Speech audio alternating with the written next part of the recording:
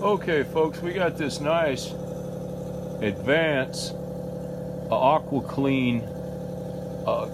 What is it, Bill? An extractor? Yes, walk behind extractor. A walk behind extractor. Now this has got a few issues in it, and you can read about it in the descriptions.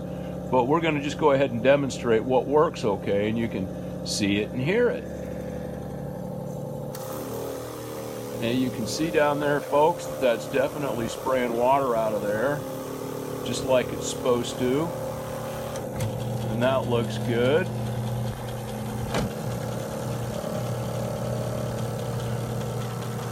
And you can see that the brush is turning and everything is working down there just the way it's supposed to. And there you can hear the vacuum come on.